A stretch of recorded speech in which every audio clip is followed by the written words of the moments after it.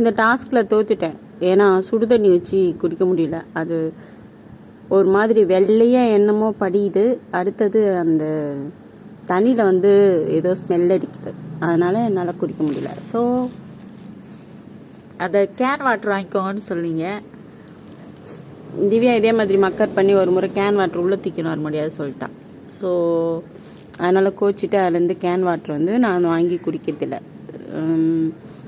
எப்படின்னா என்னால் எந்த அளவுக்கு எடுத்துகிட்டு இயங்க முடியுமோ அந்த அளவுக்கு கொஞ்சம் கொஞ்சமாக என்ன மாற்றிக்கிறேன்.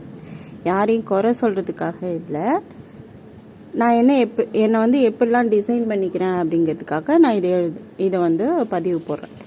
அவ்வளோதான். நான் எப்படி என்னை மாற்றிக்கிறேன். மற்றவங்க ரியாக்ட் பண்ணும்போது அவங்களுக்கு ஏற்ற மாதிரி அவங்களுக்கு தொந்தரவு கொடுக்காம நான் என்னை எப்படி மாற்றிக்கிறேன், அவ்வளோதான்.